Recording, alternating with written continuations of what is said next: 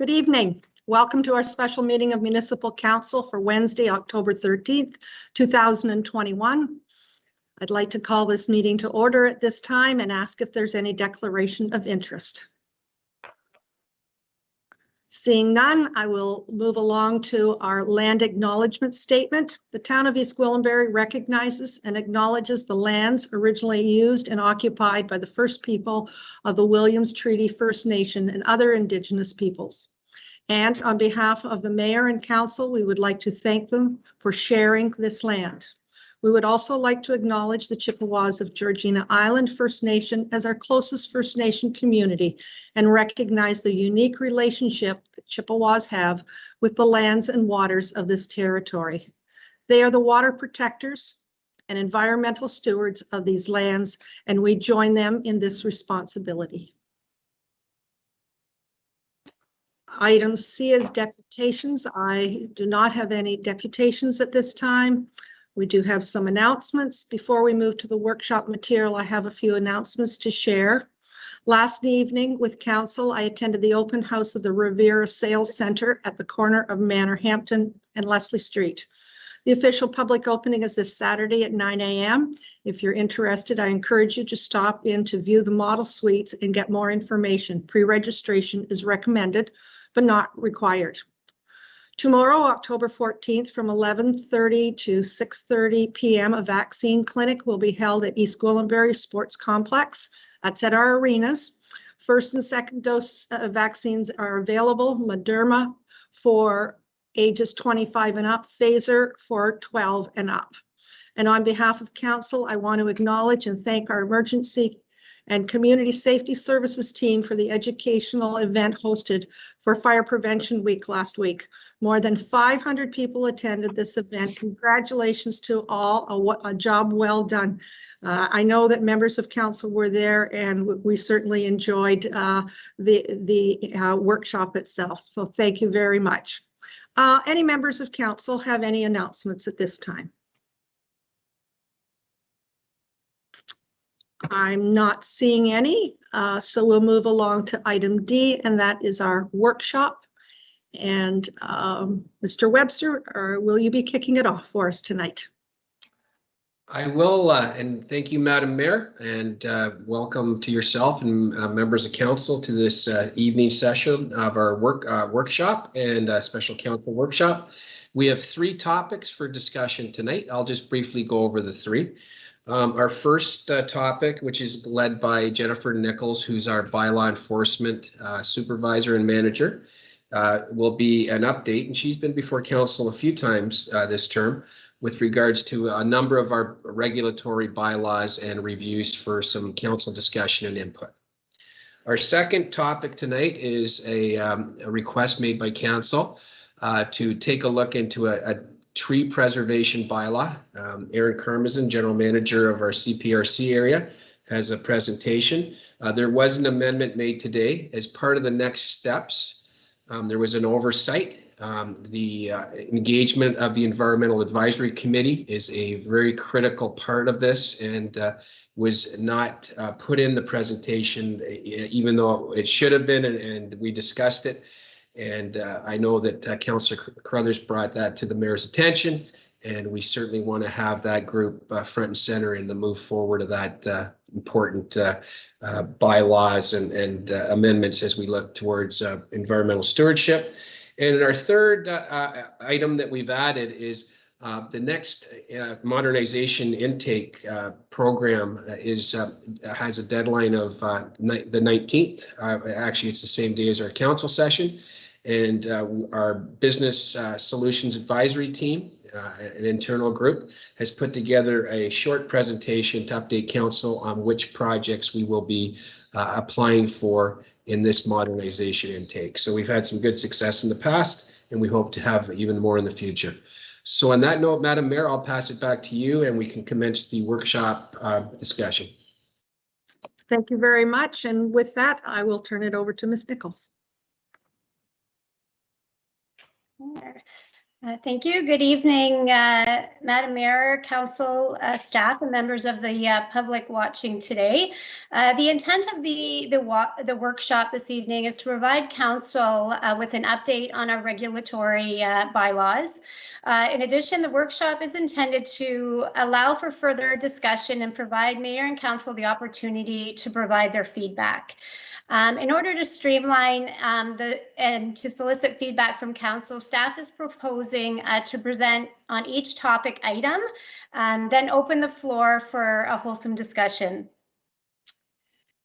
Next slide. The online survey and draft bylaw for the noise bylaw was posted on the town website from July 1st to August 14th to receive stakeholder and community input on the proposed noise bylaw. We received a limited amount of 85 residents and business owners that participated in the survey, and these were the survey results. Next slide. Based on the survey results and comments from residents and business owners, the following key changes are proposed. Quantitative noise rating. This was in accordance with the NPC standards. These NPC standards provide a guideline on the proper control of sources of emission of noise in the environment and set out sound level limits that may be incorporated into noise bylaws such as ours. In addition to aggregate site operation times, these would regulate sites that aren't regulated by the Ministry of Natural Resources and Forestry, there was consultation done with them, and these operation times are consistent with what they use in their site plans. Firearm discharge times, which would align with the proposed firearm discharge bylaw. No operation of heavy equipment associated with construction is not permitted on weekends and holidays. This would include earth moving equipment associated with construction.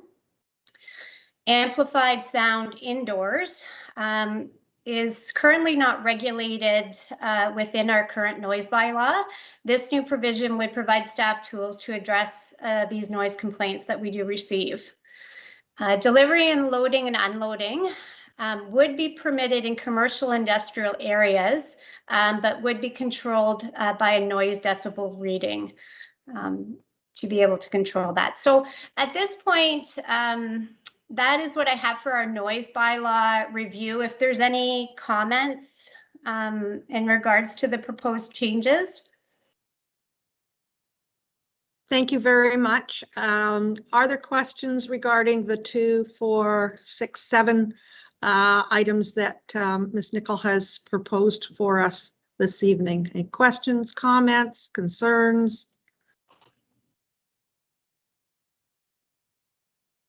Councillor Roy DeClemente, go ahead, please.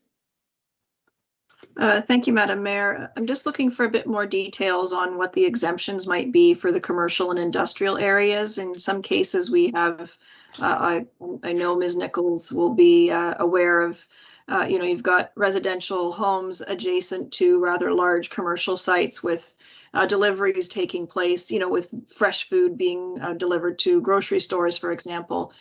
What sorts of exemptions are we considering for those sorts of circumstances? So through Madam Mayor, the consideration would be for those delivery and loading times. So those exemptions would be for time. So essentially, we're lifting the time restrictions for those deliveries. However, in order to facilitate complaints that we may receive, we've put in a noise decibel reading to kind of deal with those noise levels.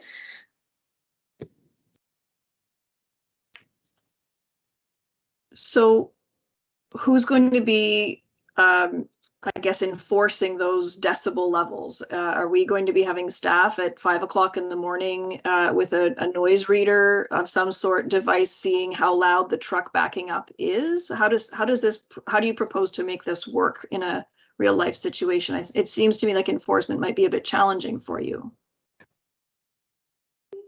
Through Madam Mayor, we do intend on purchasing a sound meter reader, and that would be it would be reactive based on a complaint, and that's what we would be doing. We would be there. Officer would have to attend at the times that that are a concern for the resident, and take those readings. Okay, so I guess when we talk about commercial and industrial areas, what happens when we have an intersection of residential and commercial happening in a same area? Are you working with zoning, or how do you propose to sort of set those areas up? The commercial and industrial would be the zoning. So if they're deemed a commercial or industrial area, that's where those exemptions would apply. And then we've added loading and unloading in residential areas, but that would be for those residential uses, like, for example, moving at 2 o'clock in the morning or something, disrupting neighbors.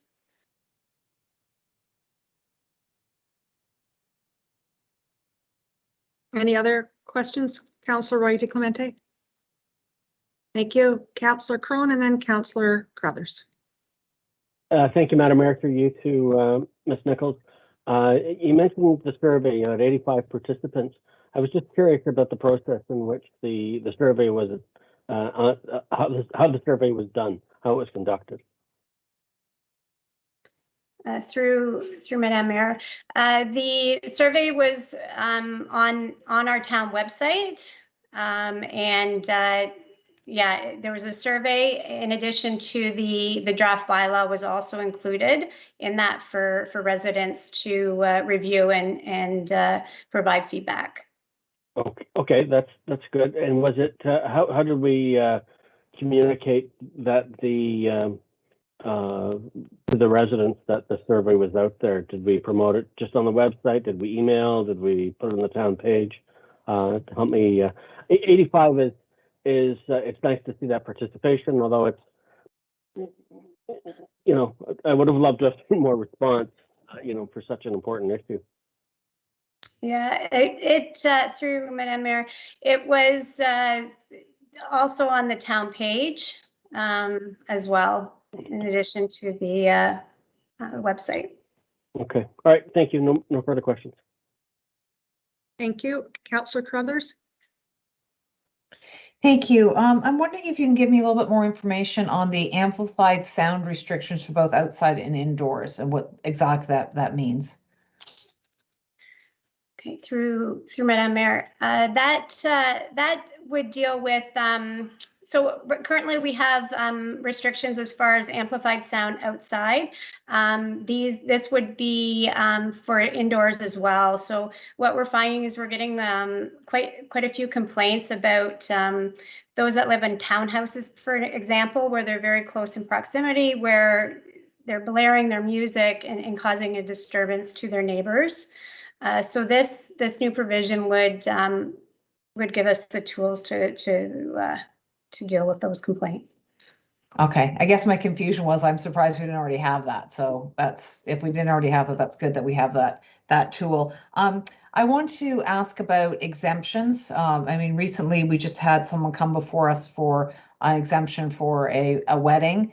And we've also had that big music festival in Holland Landing. Will we still be able to provide exemptions for special occasions? And is the only way to do that through council? Is that how it will remain? Through the chair, yes. We currently if anyone would like to apply for an exemption, they would have to go through council in order to do that. That will remain the same. There is some exemptions for construction noise associated, let's say for the region, that if they provide staff the details and staff have the ability to exempt them from those noise periods. But for anything else, they would need to go to council to get approval. Thank you. And one last question. With the music festival, we heard it after the fact that the music had gone on past 11. So under normal circumstances, residents can call in and there would be someone available to go and shut it down if they don't have an exemption and it's past 11? Currently, we do have limited staffing, and unfortunately, we don't have 24-hour officer availability at the moment. Any after-hour noise complaints would be directed to York Regional Police to attend. Okay, thank you. Are there other questions? Councillor Persicini, go ahead, please. To Jennifer, the firearms discharge time, and can you elaborate a little bit on this? What do you mean by that time? Like, is there 5 days a week, 7 days a week? And where can you discharge a shotgun? You know, what kind of firearms are you allowed and not allowed? Okay. Through the chair, the firearms discharge times are from 7 a.m. to 7 p.m. The next day, and no earlier than 9 a.m. on Sundays. If legally hunting, firearms may be discharged half hour before sunrise to half hour after sunset, as per the MNR hunting regulations. And what is the if you own 25 acres, or you have to own 50 acres to shoot in your own property with the, say you want to you know, like do some skid shooting with a shotgun? Yeah, I through the chair, I will be reviewing the firearm discharge bylaw in the next slide, but yeah, so if you are in that area that you're permitted to discharge a firearm, you would be able to skeet shoot and do all those. You can shoot your gun on your property, provided you're in that discharge permitted area. Is there is there 25 acres or 50 acres before you discharge a firearm? Being a shot, like, you know, to do a skid shooting? Yeah, you have to be within that area, that discharge area in our schedule of our, so it ranges, those properties range in size, but typically they're 50 acres or more. Because when I was in King, there was the time when I lived in King for 19 years, I did skid shoot and it was allowed for 25 acres. I guess things have changed. That's the reason why I'm asking those questions. Thank you. Other questions, comments? I just have one. I think it's the fourth one on the list regarding no operation of heavy equipment on weekends. And I'm assuming that is to ensure that the developments that are going on throughout our municipality, at least there's some quiet for residents on the weekend. I'm wondering if is there an exemption, perhaps somebody on property that actually is getting some work done on a weekend? How would they go about making that happen, or can they? Does it have to be done Monday to Friday? So that residential construction is still permitted on the weekend. That hasn't changed.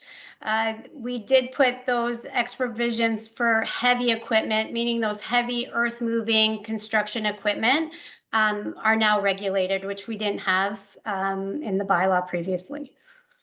Thank you. Other questions, comments? I'm not seeing any at this time. Be it resolved that the Regulatory Bylaw Review Council workshop presentation dated October 13th, 2020 be received.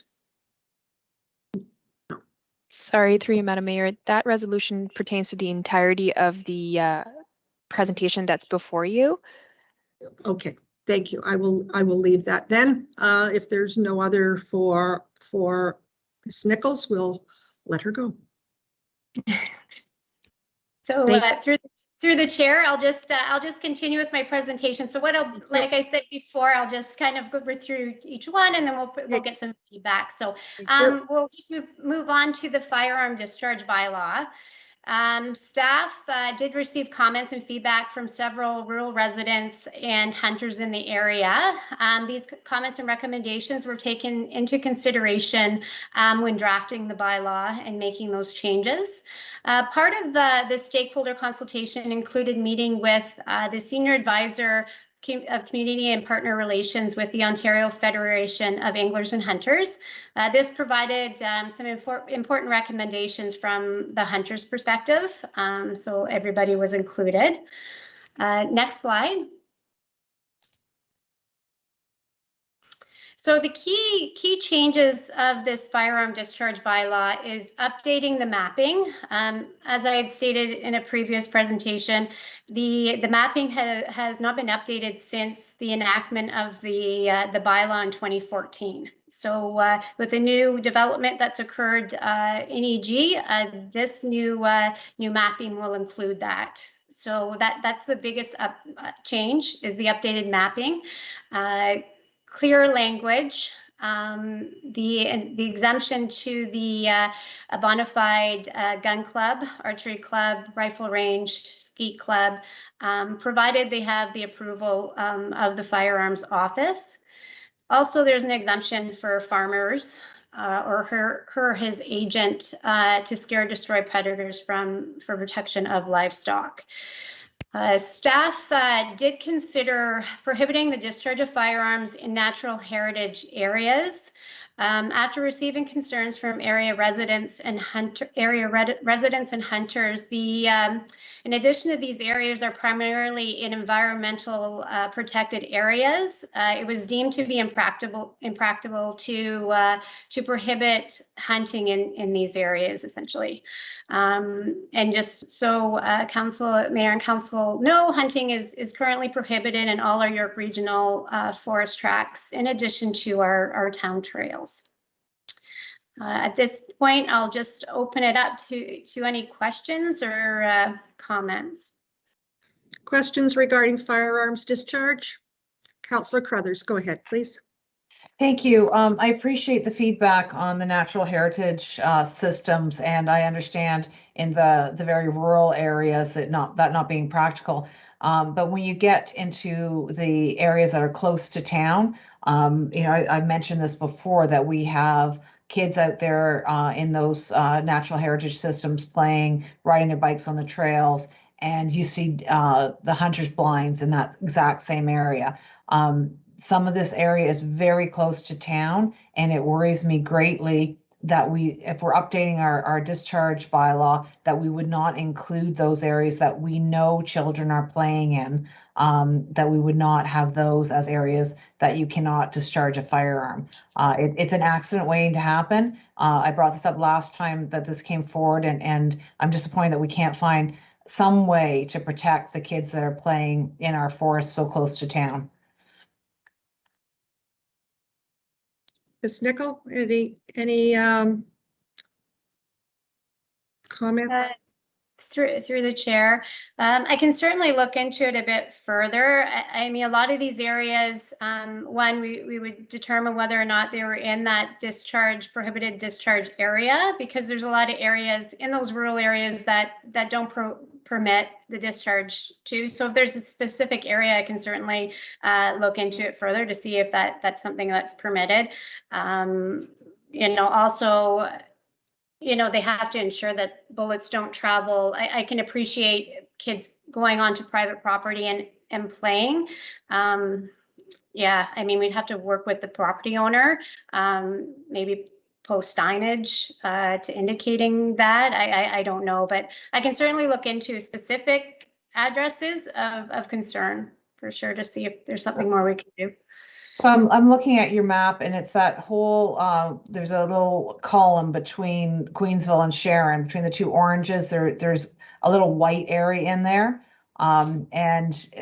Yes, we can talk about posting signs and that sort of thing, but so then we're people who are actively using the natural heritage system and are enjoying the outdoors, we're now going to tell them don't, because you might get shot. Like that doesn't make sense to me. This is close to an urban area, and I just think that there's that gap. between Holland Landing and Queensville that needs to be closed down to hunting. We know that there's kids that go to Anchor Park, and the trails that go off Anchor Park, there's no end to them. They just keep going. And kids play on them, and kids ride their bikes on them. And for a while, we had the snowmobile club had trails through there. It's part of active transportation. And I just want it included, if we're updating this map, that little yellow bit needs to extend farther north, because we know that area is walking distance from many, many, many homes. And on any given Saturday on nice weather, you can go out there and see it's well used. And I would not want to be putting up signs telling people, be careful, you might get shot here. I just don't think that's what we should be doing in 2021 as we're becoming more urbanized. I think we have to realize that we can't have hunters and outdoor enthusiasts mixing in the exact same area so close to our urban boundaries.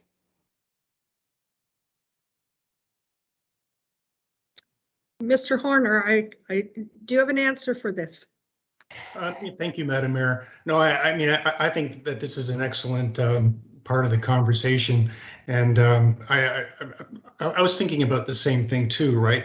I think what we need to do is to go back and play with the mapping, but we've done some nice things, I think, in the bylaw in terms of prohibiting hunting on provincial land, municipal land. It occurred to me that we haven't hit the LSRCA, but perhaps we can go even further. And once we've kind of identified where the various trails are, it could be possible to kind of look at a prohibition that relates to the trail, right? Like when I review the bylaw, I see that the Ministry of Transportation has similar kind of rules in play as it relates to highways, right? So I think that this is an excellent comment, and public safety is paramount. So yes, we can kind of play with mapping before we bring the bylaw back to council for further review and ultimate approval. Thank you so much. I appreciate that. Thank you, Mr. Horner. Mr. Webster, go ahead, please. I concur with Councillor Carruthers' opinion on this. As a matter of fact, in my own simplistic view, we have an official plan that council's approved. It has an urban area that's defined, and why we would allow any guns to be fired within that urbanized area. You don't go into Newmarket, Aurora, and have gunplay with in urbanized. So I think that it's a simple solution. All those white areas in the urbanized area should be under consideration. I'm not sure if I'm breaking up, Madam Mayor, or if someone else is having feedback. I think it's Councillor Foster, and I'm not sure. He has his picture up, not live. And I'm okay. And I'm just not sure if he wants to speak at this time. Councillor Crone, go ahead, and I'll keep an eye on Councillor Foster's messages. Thank you, Madam Mayor, and for you to the staff. I guess I'll speak on behalf of the rural folks that expressed their concern to Ms. Nichols. I was raised on a farm, and I'm a licensed gun owner myself, and if I can speak in favor of this group, I would hope we not, I don't think anyone's trying to malign them here tonight, but to get your license, you have to be trained on safety. All the legitimate gun owners that I know, they take go to great lengths to make sure that they're, when they fire their gun, that it's done so safely. And I don't think we should automatically assume that every farm that's near a trail, there's a gun owner and they're firing their guns all the time. So maybe we need a mapping of where the trails go up against certain farms where this happened. And in a friendly conversation with the owner, it might be prudent to see what their habits are. But I can tell you from my own perspective, the gun owners that I know, they do so very do so with great caution, and you know, the last thing that they want is to hurt you know, anyone. So, but thank you, Ms. Nichols, for listening to them and their concerns. You know, it is appreciated. That's it for me. Thank you. Thank you. Councillor Foster, did you have a comment or question at this time?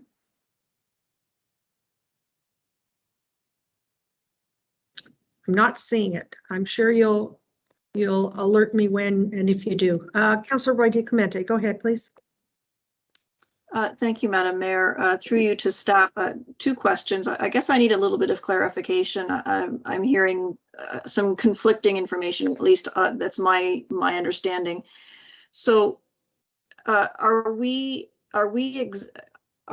making sure that there is to be no firearm discharge on public land? So LSRCA, the town, the province, any of those lands held in public ownership, which is where our trails would be and where people could legitimately be recreating, that is prohibited, correct? Through the chair, yes, there is a provision within the bylaw that states that no person shall discharge on provincial municipal government land without prior written approval. So they need to have approval prior to doing that. So then, if I may understand the issue, then what we're worried about is people trespassing on private property, enjoying nature, but they're technically trespassing, where they may end up encountering a private property owner using their property within their rights under this bylaw. Correct. Yes. Okay. Thank you. That helps me understand it a little bit better.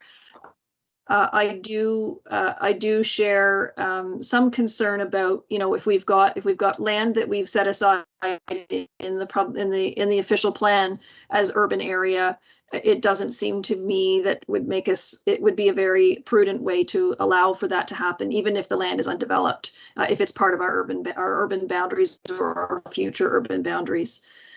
For me, I just want to make sure that the exemptions that we're providing for a farmer or someone that they've brought in, a specialist of some sort, that they still, so let's say for example, it's a small farm and they have they have a coyote that keeps coming onto their property to kill chickens, but they don't have, I think it's 50 acres or you know, if the property is too small, but they're still farming, are they still eligible for an exemption? Because you know, there was some discussion about the size of the property allowing for the discharge of a firearm. How does that interact? Ms. Nichols? Through the chair. So it doesn't speak to discharge or non-discharge areas. If you're protecting your livestock from a predator, you may protect that livestock. I should include that it should be 5 acres or more. I will include that. Actually, that is a great point. Thank you, Ms. Nichols. I'm just thinking of somebody who has over an acre of property and they are keeping chickens under the bylaw. They're allowed to have chickens, and yet there's coyotes. There's coyotes in Sharon, in the village of Sharon right now. There's a coyote coming onto their property, and they take a BB gun. Are they within their rights to do so? And with your proposal, I think that's not the case. So I appreciate you making that adjustment. Thank you. Councillor Carruthers, go ahead, please.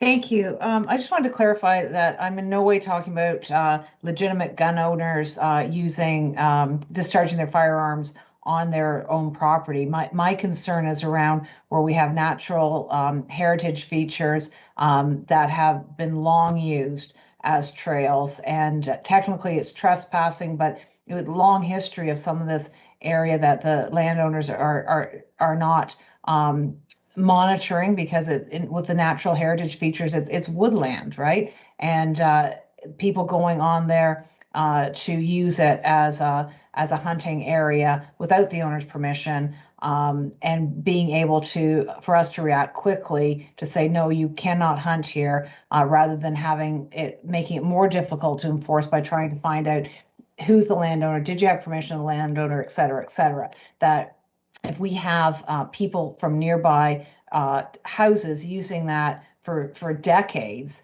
as a trail, a cut through, and landowners never complained, I just want to make sure that we're not stopping that use by allowing hunting to be in there. So just to Councillor Crone's point, no one's saying anything about legitimate gun owners on their own property. This is not area where there's farms. This is area where there is forest. And that's my concern, nothing about farmers on their own land. I just wanted to clarify that. Thank you. Questions, comments? I guess for me, one of the options might be to put up signs if our trails are leading to private property that is not ours, and people are using that as a recreation facility, thinking that perhaps an extension of our lands, perhaps we should be putting up signs saying no trespassing, or our trails stop here, or our land ends here. As more and more people are using our trails, yes, there are some trails that have been used for a number of years, but in reality, as soon as people walk on that property, the liability is with the owner. I know that Mr. Horner's with us on this, and perhaps this isn't something that can be sorted out today, but I think there needs to be a more fulsome discussion. I'm alarmed that we have trails that are ours that end on private property and are continued by the choice of the residents to walk on it. It's inviting people on private property, and I'm not sure that that's what we need or want to do with the number of kilometers we have in trails now. I would hope that could satisfy all of our enthusiasts for trails and leave the private property to the rightful owners. Mr. Horner, any comments on this one? This is it's much more complicated, I know. Yeah, no, it's tricky, right? Like it's if it's a municipal trail or a regional trail, LSRCA trail, it's really easy. But I mean, there have been some really kind of good points here. Maybe, and that's why I think mapping will be helpful, because I guess I don't have a grip in terms of where some of these informal footpaths may lie, but some really good comment that I've heard tonight in terms of us needing to be clear about where the public space ends and the private space starts, right? So I think that's important, and we can warn people, but I suppose I'm still really hoping that once we kind of do some of the mapping in terms of the LSRCA lands and the government lands, and we kind of make it clear that that's a no discharge area. I'm hoping that and I'm hoping that much of these problems, or many of these problems, will go away, but at least the exercise will kind of flag the spots where we need to pay particular attention, through signage or maybe through the bylaw. I'm not sure yet. Thank you, Mr. Horner. Questions, comments? We have one last area, I believe, Ms. Nichols. Yes, through you. Next slide, the snowmobile bylaw. So I reported on my last presentation on some of the current challenges. There's no exemption provisions for permitting snowmobiles for emergency purposes, operation times, as well as the operation of snowmobiles on town boulevards. I did do a municipal comparative review, which found that majority of municipalities do restrict snowmobiles to operate on boulevards. So possible amendments to a draft bylaw would include restrict hours of operation, prohibit the operation on boulevards, and prohibit operation in urbanized area. Staff is looking for an informal sense of whether council would be in support or not in support of implementing a new snowmobile bylaw, which would include prohibiting snowmobiles on town boulevards. So I'm just wondering if I could if you could provide just seeking a consensus of whether or not to proceed with a snowmobile bylaw and bringing that forward, the group. Thank you. Just trying to see who wanted to speak there. Councillor Crone, go ahead, please. Thank you, Madam Mayor. I certainly would be very interested in, at the very least, having a conversation about this. You know, we've had, I think we've had some correspondence on the record that has been sent to us. We've been saying that we would follow up with it. We've had a few residents speak out about it. They're worried about safety issues on their property because they're, I'd be curious where the liability fell if somebody got injured on a boulevard near the driveway. Anyway, the point is, I would be very interested in having a conversation about it. I think it would be good to get some feedback from the public on it. But I would also stress, I think, you know, we've been talking about this for the last 2 winters. We need to get on with it. And if we're going to do something, let's do it. And if we're not, let's say so. But I would hate to see another winter slip by where we're not addressing this issue. We're here to govern. We need to make some decisions. And I would like to, I'm in favor of talking about this some more and doing something. So yes, that's a long answer. Thank you. Any other comments, questions? Councillor Foster, then Councillor Crothers. Thank you, Madam Mayor, and I know that everyone understands that I did a lot of snowmobiling, and I feel a little bit strongly about this one. Not that I don't think we should do a review, but I certainly hope that we spend considerable time looking at some of our neighboring municipalities' bylaws. We do not need to reinvent the wheel here. You know, I guess what I'm trying to say is if it works in Georgina, it should work here in East Gwillimbury. And, you know, when I look at things like, you know, the wording of not being able to use a boulevard or not being able to use or operate a snowmobile in a urbanized area, I guess it depends on what is urbanized. Where I live, I consider to be urbanized, and I would not be happy if the municipality told me I couldn't jump on my sled and drive 500 feet down the road to hit the river. You know, and people that live out in the country that want to go for a ride, I think there's a lot more to it than just simply saying, you know, we're going to say no to this and no to that and yes to something else. I think there's a lot of work to be done here. Thank you. Councillor Crothers, go ahead, please. Thank you. I hear what Councillor Foster is saying, and I think that, yeah, it's not very straightforward. But on the other hand, I do think that prohibiting operation on boulevards is something that's important when it's in front of residential homes. We're asking residents to maintain the boulevards in front of their home. They consider it as an extension of their home because they're the ones that are maintaining it, and to have,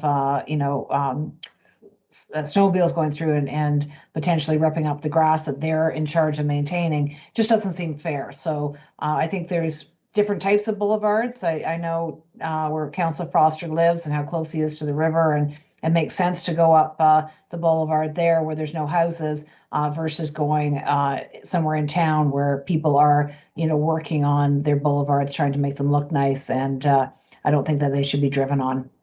So good luck with this. I think it's something we should look at. We definitely should be looking at our neighboring municipalities, but it is a balance. But to Councillor Crone's point, we need to get it in place before the winter. Thank you. Any other questions? Councillor Roy DeClemente, go ahead, please. Thank you, Madam Mayor.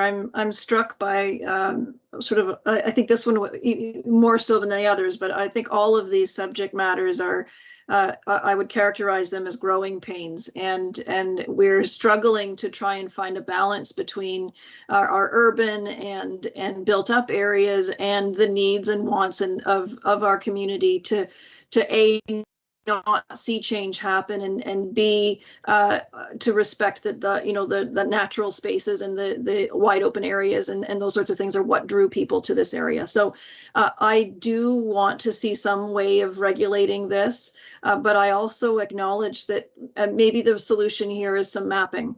But I want to acknowledge that there are important connections and there are important recreation networks that take place with snowmobiles. And so perhaps it's a question of you can't on a residential area, but if it's this particular spot because you're accessing the river or you're accessing the trail network or there's a club nearby, those sorts of things, then let's make it, let's not shut the whole thing down, but let's find some way of compromising and making it work. But absolutely, to Councillor Crone's point, we better do this before the snow flies. Please and thank you. Other comments, questions? Ms. Nichols, I would hope that we could have a good look at our neighboring municipalities and perhaps even a little further from Lake Simcoe, but other municipalities that I'm sure are suffering with the same growth and conflicting messages from residents. It's a history, probably well over 40 years of snowmobiling in Holland Landing in particular. It's not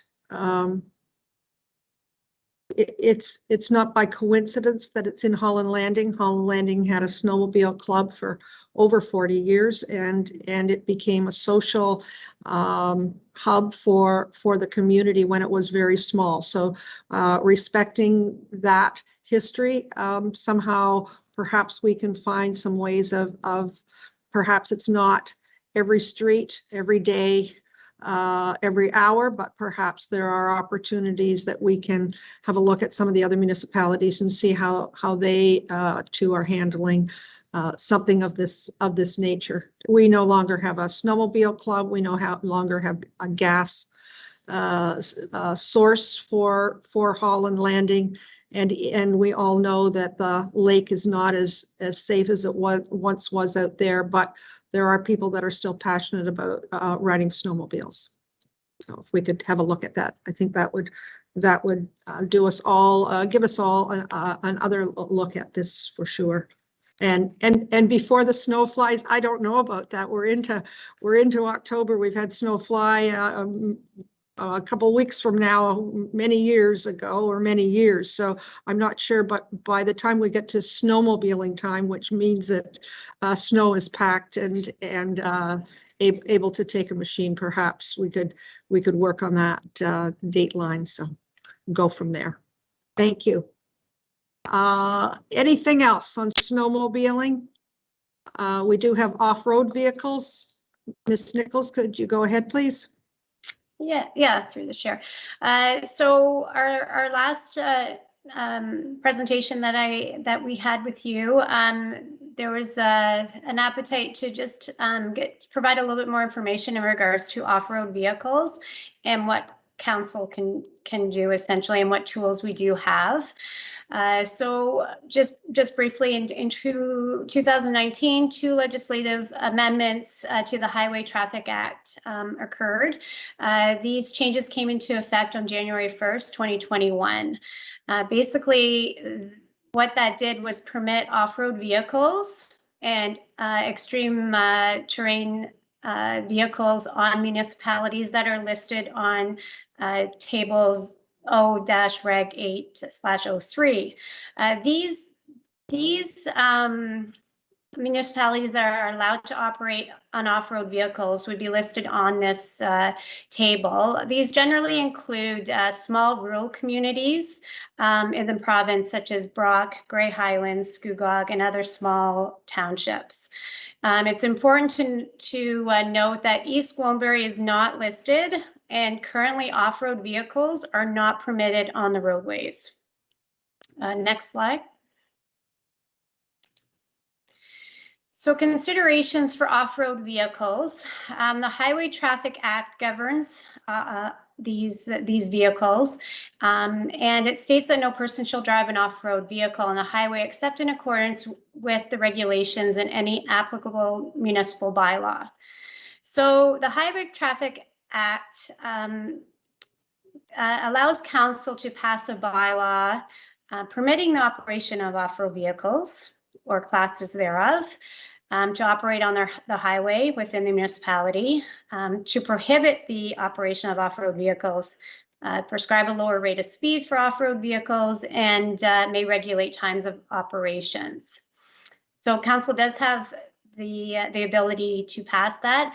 I'm not sure what the appetite is for council to permit off-road vehicles at this point, but I'm certainly open for comments if that's something that you would like to see going forward. I don't know. I'm just opening it up for comment and feedback to the group. Councillor Persichini, go ahead, please. Talking about off-road vehicles, what would you call a bike, big wheels and motorized and on the trails speeding like heck, and which I've experienced many times when I go with my little bike, and also skid boards with motorized, and almost hit me a couple of times. What's the ruling on that, Jennifer? We don't, through the chair, we don't allow motorized vehicles on our trails. Well, they are there. Yeah, so that would be increased enforcement through the trails and our trail use. We also talked about a year ago too that they should have regulated that they have a bell for safety when, you know, there's a lot of strollers with babies and people go by speeding like heck and no helmet, no.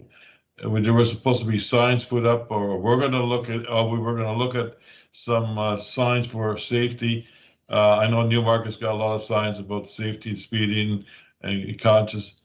I was wondering if we ever did look at having a helmet or a bell, or I'm just putting all this out there for safety. We don't want to have a child or someone get hurt, especially when you go underneath the bridge on Green Lane.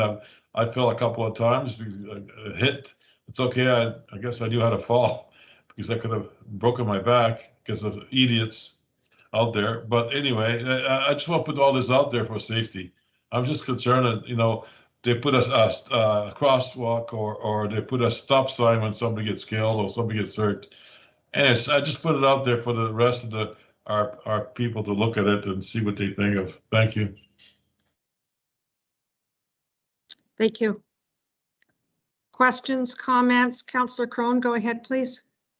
Thank you, Madam Mayor, and through you to Ms. Nichols. Just help my understanding here. How would you define an off-road vehicle? Is it an ATV? Is it a go-kart? Is it like a gator? What would fall? Typically, what vehicles would fall into this category? Because my perception might be different than what's actually.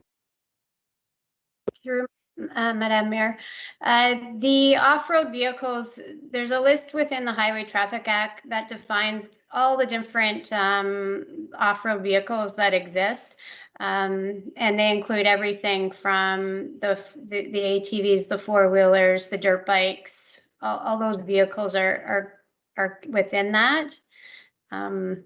Yeah, I'm not certainly a subject matter expertise on the Highway Traffic Act. Unfortunately, I couldn't like pinpoint every single off-road vehicle, but the intent is there that it would be those off-road vehicles to include the ATVs, the dirt bikes, that type of vehicle. Councillor Roy Clemente, go ahead. Oh, I'm sorry, Councillor Crone, go ahead. Oh, Finish up. Yeah, sorry, I was a little slow on the uptake there, Madam Mayor. Just one last question to Ms. Nichols. Do Do we get many complaints about these off-road vehicles today? Do they generate a lot of concern in your area?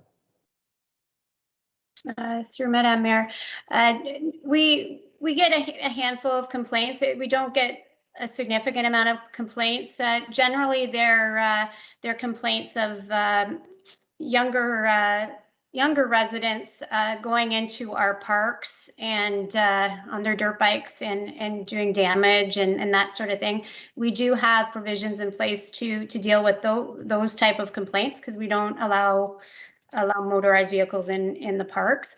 So we're able to kind of address those, but generally we don't get too many of them, no. Okay, but this specifically, what we're talking about here is more about letting them on our streets and highways. And it's really more park related and trail related that we're having the issue with today. Yeah, okay, thank you. Councillor Roy DiClemente, go ahead, please. Thank you, Madam Mayor. I guess my opinion on the off-road vehicles, it seems a bit, maybe a little bit oxymoronic to say that we would be passing a bylaw to allow off-road vehicles to go on our roads. By definition, they shouldn't be on the road. That's why they're called those things. So that, for me, I'm trying to think just logically, and that's where I'm at with it, is don't let them do it. To come back to the motorized vehicles on parks and trails, to Councillor Persicini's point, I don't know if other members of council have seen, but Newmarket certainly has struggled with issues, of conflicts on their trails, and those people are using the network. They're coming north and they're on our trails as well. So, from that perspective, I do put signage up, but I just need to be a little bit more forceful in our messaging to residents, and we also need to be a little bit more flexible about how we address the chain technology, bikes and scooters and those sorts of things. Thank you. Any other comments, questions?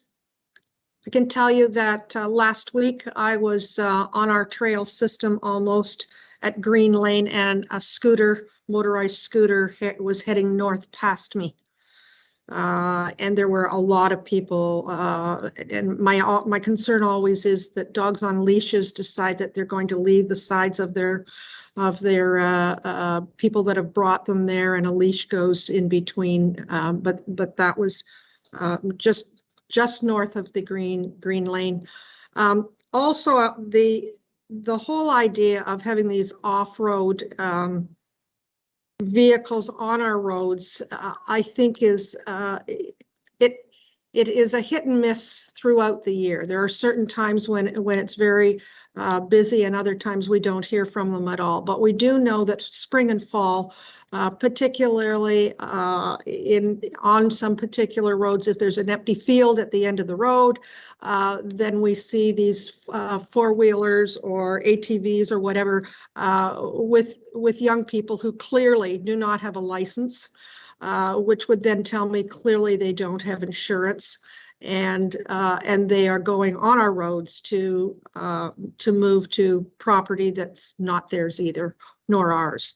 So I'm not sure how we deal with that, but I've seen it for many years in East Gwillimbury, and I'm just concerned about some young people who may have learned how to drive in their backyard, who are now out on the road where there's cars and trucks, etc.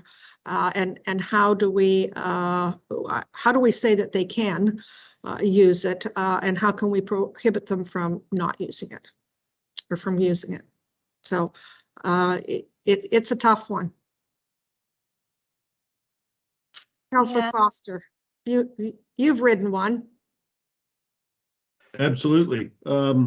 Thanks, Madam Mayor. I just wanted to mention a couple of things. I believe in the town of Innisfil.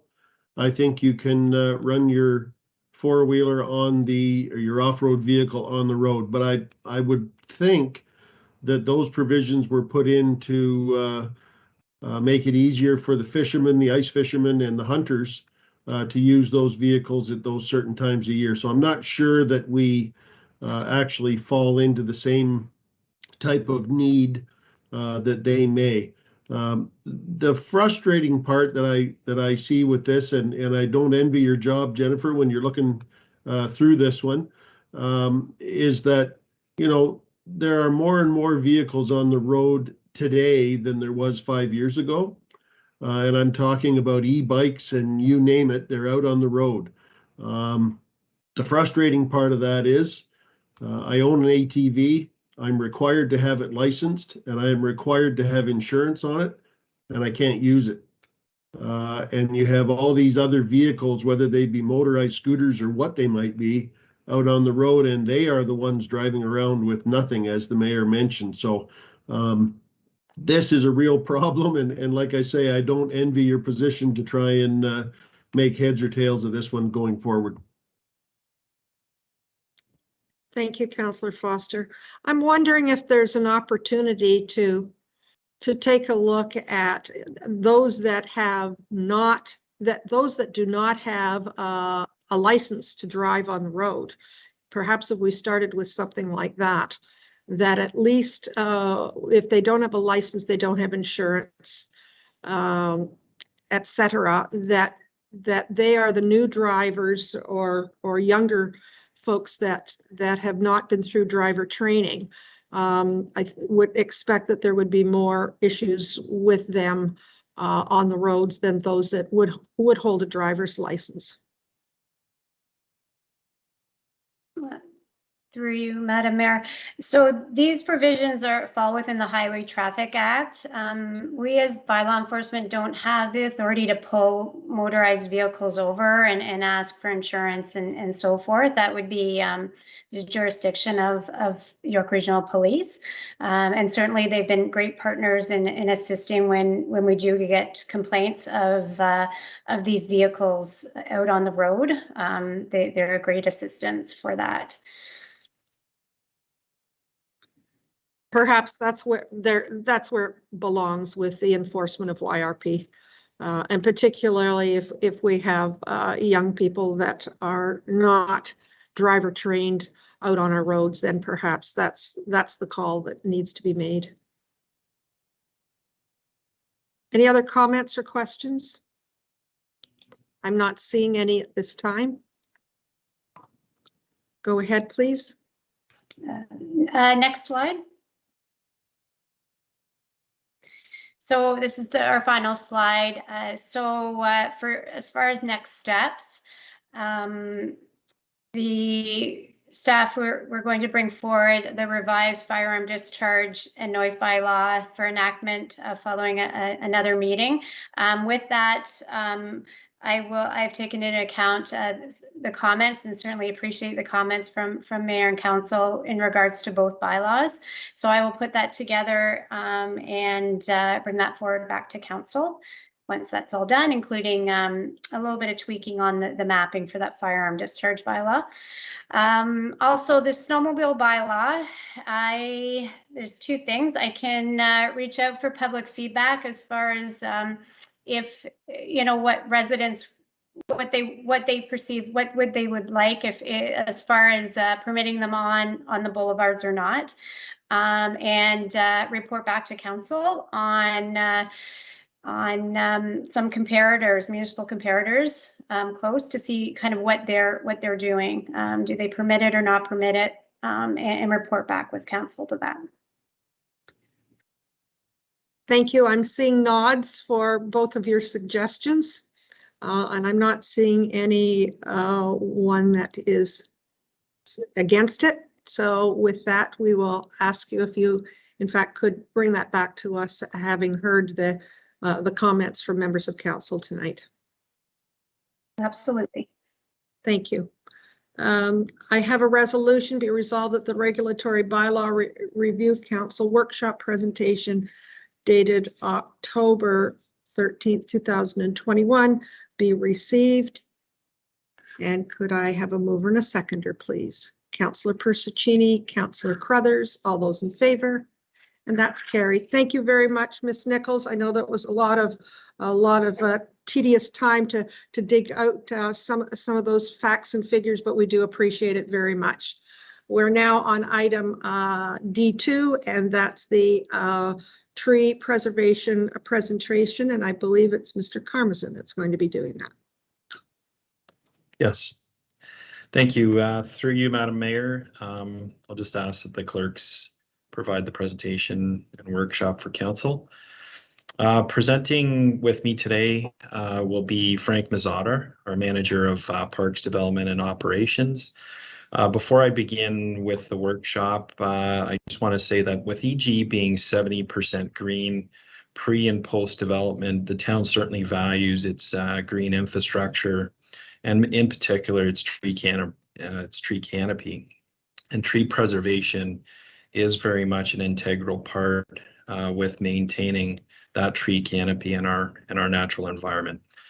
We'd like to provide council with information today and background on tree preservation and some areas for discussion that might help guide staff with further report back to council and further policy that may affect tree preservation.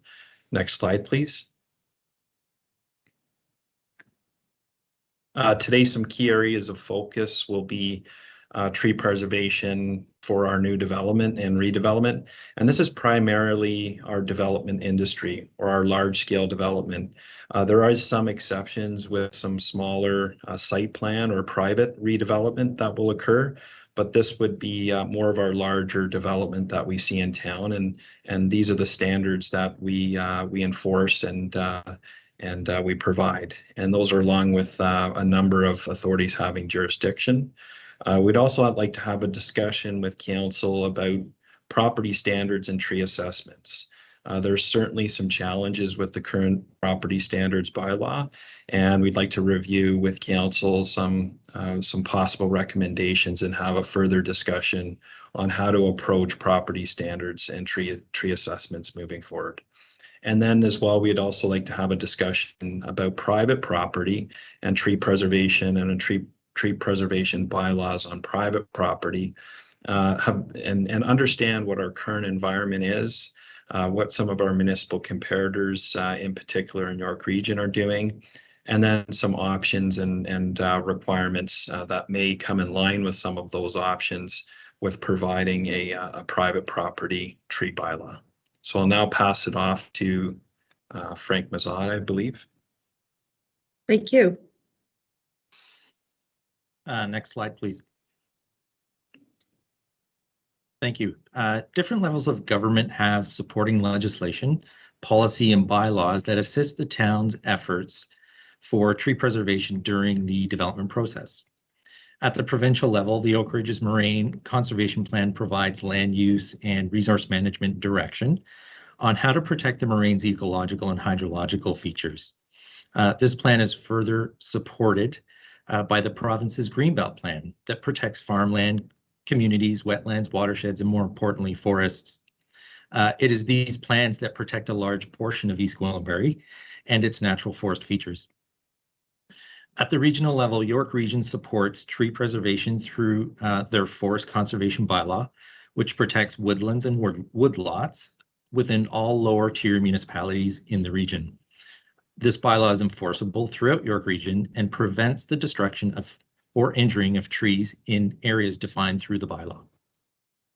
Further to this, the Lake Simcoe Region Conservation Authority has jurisdiction over all regulated floodplain limits throughout the Lake Simcoe watershed. These areas, which are made of waterways, woodlands, forests, and environmental areas, require permits for any site alterations within them. Through the permit application process, the LSRCA has strict requirements for submission documents, tree protection, and ecological offsetting compensation if tree removals are approved within any developments. Next slide, please. The town's development application process is the mechanism for park staff to protect trees and allow staff to request necessary submission documents to ensure a thorough review and analysis is completed to preserve trees. Documents such as natural heritage system studies, environmental assessments, trail impact studies, edge management plans, arborist reports, and tree protection plans are reviewed and comments provided to landowners to ensure developments are responsible with tree preservation in mind. While every effort is made to preserve trees, some development applications might require tree removals. And at this stage, the town's park development standards are used to request tree compensation. Current tree replacement methodology uses a ratio replacement for any trees removed. However, this methodology does not immediately replace the planting of lost wood diameter and really relies on years of tree growth to catch up to the lost trunk sizes. Next slide, please. With several different ways to calculate tree compensation, a more impactful approach to tree compensation would be to calculate all trunk diameter lost and replace it with new planting of the same number. This methodology, known as the aggregate diameter replacement, would immediately replace the loss of trunk diameter and does not require time for tree growth to meet the loss. An example is shown on the slide for a current development within East Gwillimbury. As noted by the tree compensation quantity, the ratio replacement is approximately 4:1 using this methodology. Park staff are currently considering implementation of this within the current parks development standards. And I'm going to pass it over to Aaron. Next slide, please. Thank you, Frank. I think what we may do is just pause there, given it is a workshop, to ask if council, mayor and council may have any questions. Are there any questions at this time? Councillor Roy DiClemente, go ahead, please. Thank you, Madam Mayor. I was struck by that last slide that talked about sort of the DBH that was removed, and then the compensation and quantity. It's still, despite our best efforts, we're still very much behind when we're approving wholesale tree removals on development lands. It still seems, I know we're doing our best, but it still seems inadequate. I think we've talked about a 3:1 ratio or things like that. Where do we stand on some of those changes? Because this is just showing 1:1 and 2:1. I thought we had talked about a higher ratio in other areas. Through you, Madam Mayor, the previous slide shows what would be our current standard. If you could go back one slide, please. So this is a current standard that shows a 10 to 20 centimeter DBH with a 1:1 ratio, and then a 20 centimeter or greater at a 2:1. And then in addition to that, for example, a 30 centimeter or above, you would be then into a 3:1 or even negotiating what the compensation value may be. The DBH, aggregate DBH, if you could go to the next slide, please. So for example, in this particular development in Queensville, which we were asked to report back on, there was 213 trees removed. At a 2:1 ratio, that replaces approximately 400 trees. With an aggregate DBH, as you can see, the total compensation would be a total of 877 trees, so approximately 4:1.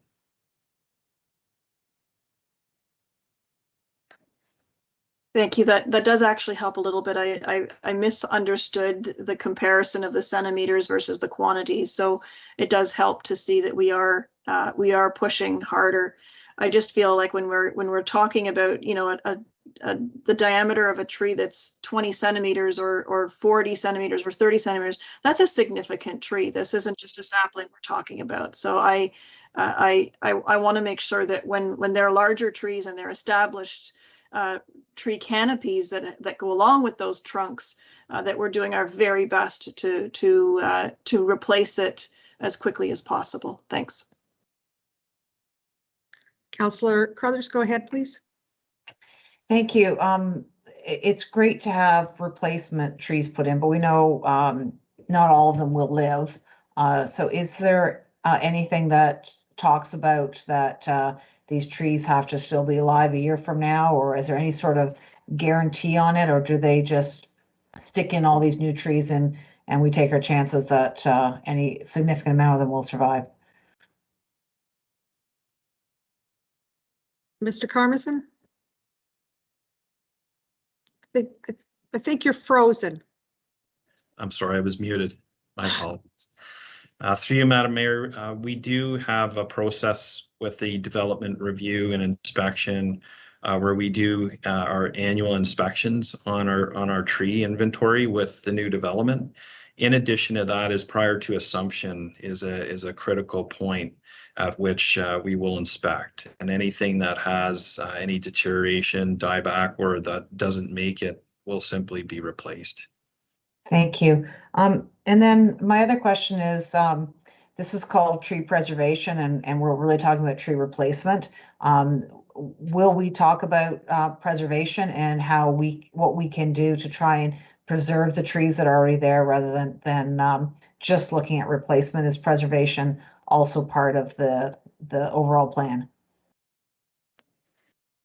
Through you, Madam Mayor, absolutely. Once we move from the development more into the public realm, then that is an area where we start to look at property standards and as well a private property tree bylaw that would limit any type of removals. So that is some of the topics that you will see coming up with the workshop that will aim to provide council with more information about those efforts. That's wonderful, but we're not going to hold developers to that same standard. That's just the residents that need to preserve the trees and not the developers. Through you, Madam Mayor, we do have preservation standards as well with developers. I'll give you an example. Certain designated species would be required for preservation. We also have environmental assessments that are required to determine what species, not only just the DBH, but also what types of species are being removed and in some cases protected. Thank you. It would be nice to see a prioritization of tree preservation first, and then the replacement as a secondary, that we would like you to try and preserve the trees. If that fails, then here's what you need to do. It just feels like we go right to, well, we know you're going to remove all the trees, so here's what you need to do to offset that. And I would just like us to be a little bit more aggressive in saying that we actually want our trees preserved.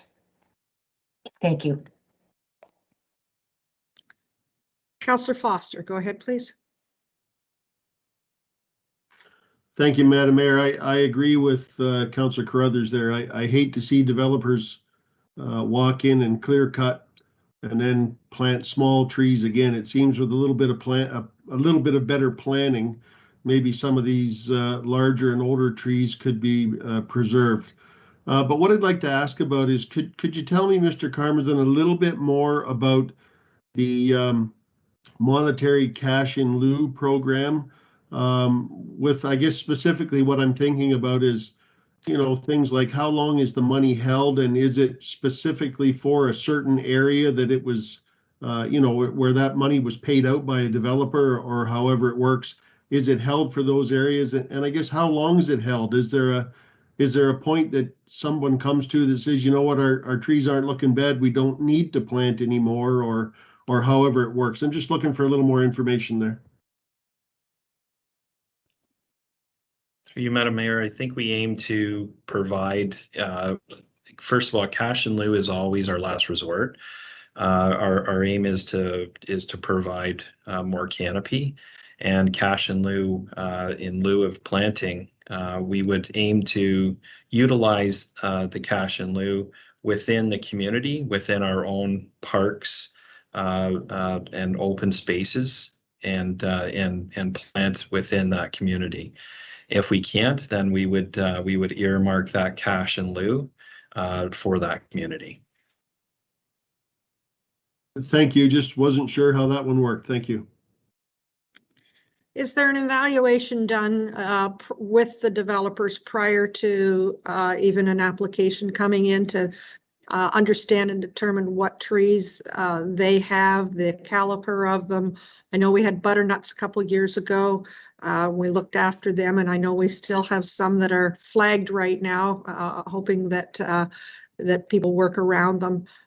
But is there an evaluation before, I mean, on the raw land to have a look and say these trees are ones that should be kept and others perhaps maybe not so much?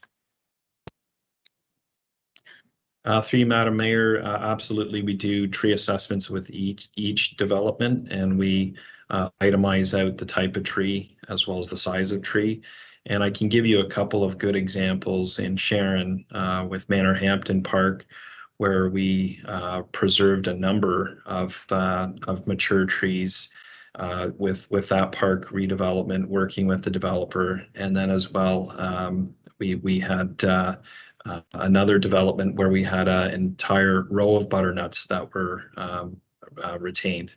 And I'll refer the question to Mr. Mazzata. He can maybe provide a little bit more detail on how we itemize out the trees, and then what we will aim to maintain and preserve.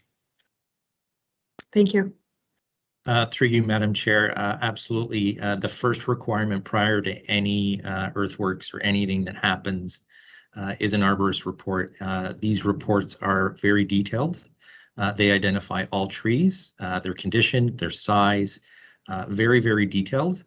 And that report really becomes the basis for replacement if we have to. During that process, we also we look at the arborist report for opportunities to preserve best we can within any developments. And we work with certainly the arborists and the development community to ensure that we are looking very closely at root zones and trees and any specific trees in particular to preserve.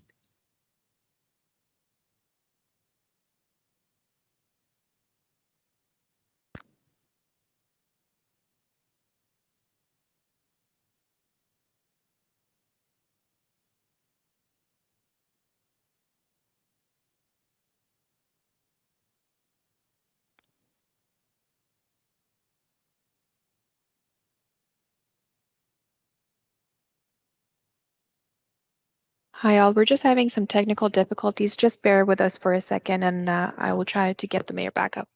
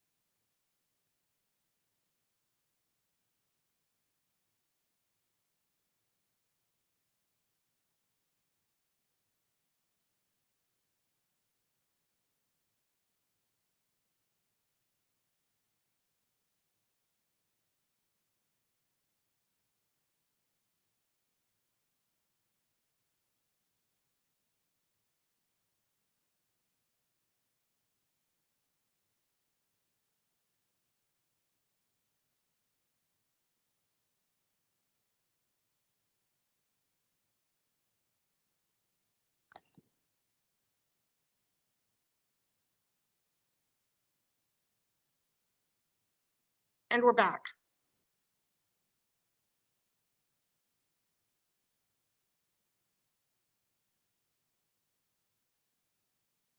Okay, were there other questions or comments regarding the tree preservation presentation?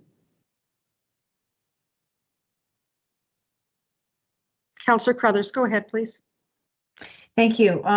That's great. What you're talking about how we try and preserve them on development lands, and I appreciate the work that went into the Queensville site, trying to make sure that we preserved as much as possible.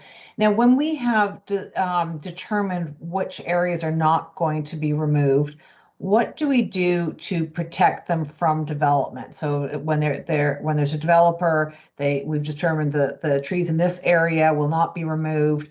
Are we putting up fencing, or how are we protecting the trees that are not being removed? Mr. Carmison? Through you, Madam Mayor, we do put protection fencing sufficient around the tree to, as Mr. Mazzata indicated, to protect the root zone. And I do know that they do routine inspections of those fences to ensure that the appropriate setbacks are provided. Wonderful. Thank you so much. Thank you. Other questions, comments regarding our tree preservation? I'm not seeing any. Mr. Carmison, was there any further information for us tonight? Yes, through you, Madam Mayor, the next slide will cover off some of the property standards and tree assessments. Some of the challenges that were encountered with property standards in the current bylaw is the current bylaw inserts the town into private property matters, and it has the town performing an assessment on private property, and legal has indicated that there's an assumption of risk with that, with those types of assessments. The assessments also cost the town staff time.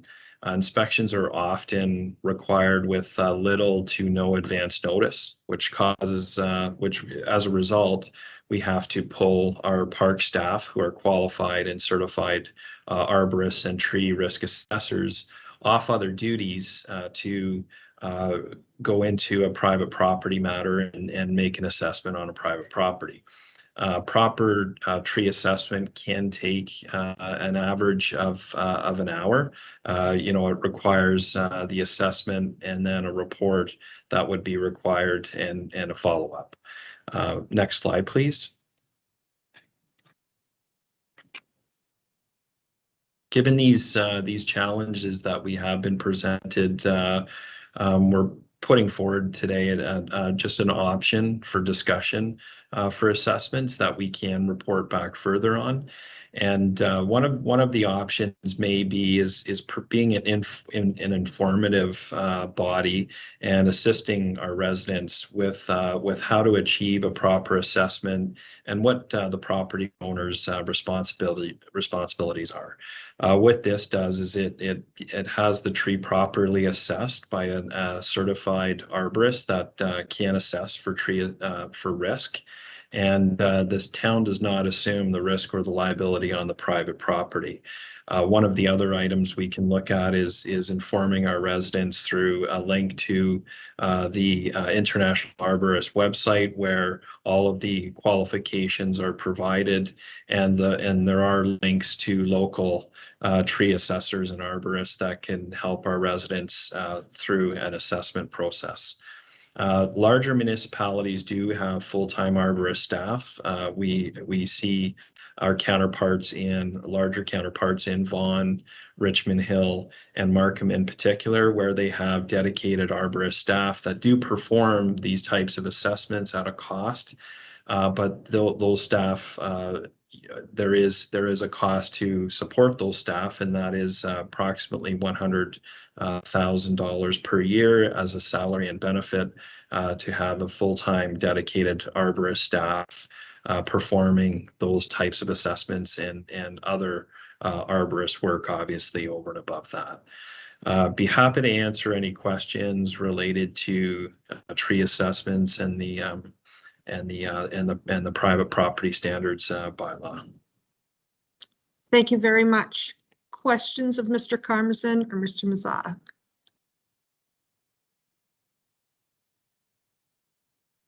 I'm not seeing any at this time. There we go. Councillor Roy DiClemente, go ahead, please. You know, you can always count on me to come up with something. So I completely understand the concerns and issues that are being raised with us today.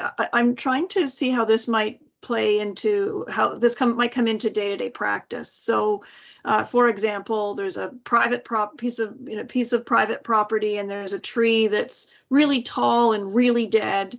And the neighbor calls the town and says, "My neighbor has this tree, and I'm scared it's going to fall on my house and crush my children in their beds." What happens then? Do we have the ability to force that that property owner who owns the tree or the dead trunk to then have an arborist come in and argue the point, or how does this play out in the real world, I guess? Through you, Madam Mayor, I would refer that to our solicitor, Dean Horner. We've had this discussion many times before, and I know Dean has reviewed this and can provide a response. Mr. Horner, go ahead, please. I thank Mr. Karmazin for his faith in me, but I remember that we had this discussion any number of times, and I can't honestly recall if it was a council or SMT, but I know in the past we have discussed the issue about hazards, right? And so I can't recall with any kind of specificity that you know which bylaw operates to give us the ability to kind of deal with a hazard, but I want to say that I'm confident that we do have the ability to deal with hazards, because I think actually it was Councillor Foster that sort of made the point at one point in time and put the question straight to me, and the answer was yes. But I regret that I can't be any more specific than that today. Thank you. Other questions, comments? Just further to that, Madam Mayor. So I understand that there's a hazard tree, but then we're talking about tree assessments. Is this a tree assessment that would be that might have to be done in lockstep with a potential tree bylaw on private property which is the next piece of the workshop? Or under what circumstances other than a hazard would these sorts of assessments be requested? Through you, Madam Mayor, we've seen assessments often occur where there's been diebacks of limbs. For example, it may not necessarily be a risk to health and safety, but it might be unsightly. So we have seen those types of call outs to do assessments.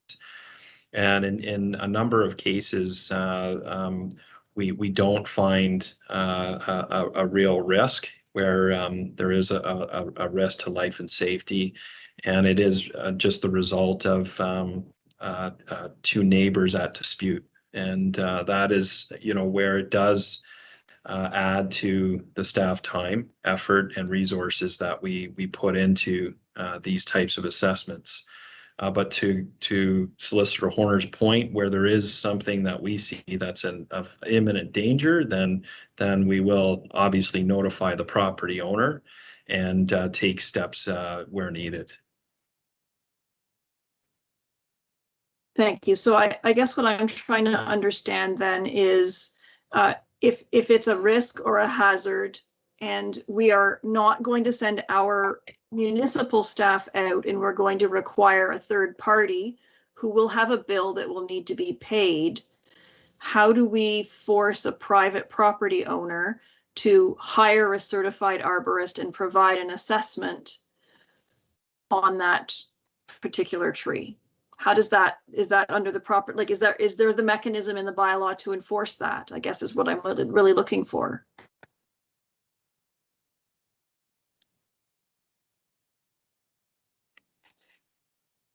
Mr. Horner, might you be able to answer that question? Through you, Madam Mayor, if the town does work through the property standards bylaw, there's always the opportunity to recover that cost back from the property owner, whether through registration or I think even through the tax roll. We do that quite typically with grass. When we're out mowing grass, we're able to bill it back to the property owner. And I don't think it actually matters what type of work it is. So the tree wouldn't be any different, I don't think. Thank you. That's very helpful. Councillor Foster. Thank you, Madam Mayor. If I could just say something here, I think that might simplify this in the very, very starting point. Mr. Horner and I had lots of conversations over a tree that I did have some issues with. And you know, I understand that any tree can blow over in any storm. It's not like, you know, it's always the unhealthy ones that blow over. Sometimes they're very good looking trees that blow over. But in the instance that I'm thinking of, I had a complaint, went and looked at the tree myself. I thought it was not in the greatest of shape. Talked to some of our SMT. They didn't think it was in great shape.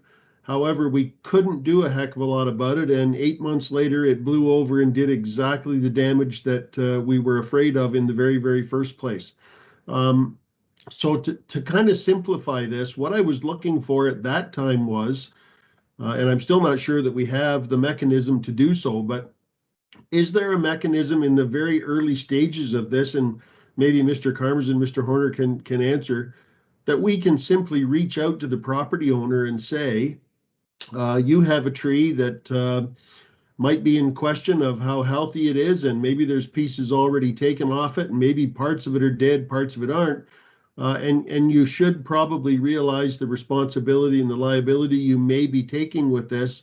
And we suggest that somebody have a look. I mean, is that the starting point, basically, of where we're going with that? That, to me, that seems the simple way to start, at least to notify the owner and say, hey, we think you might have a problem.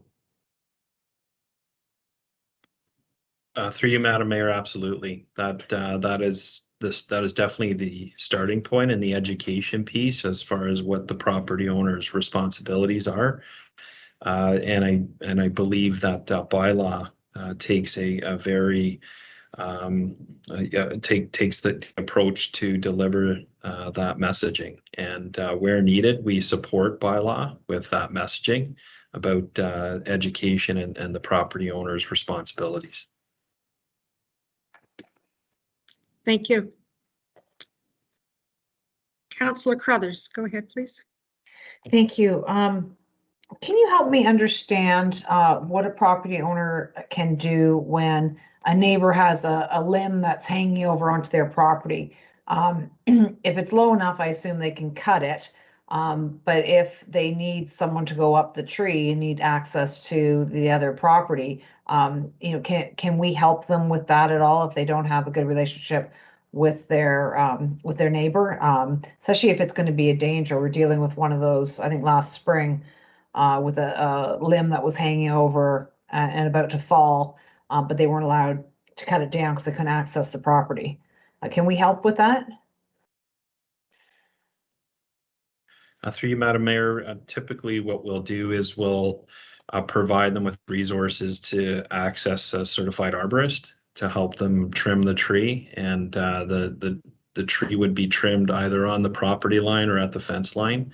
That is typically the requirement of the property owner and the arborist doing that work. Okay, so the people that have the branch hanging over their property, they hire the arborist?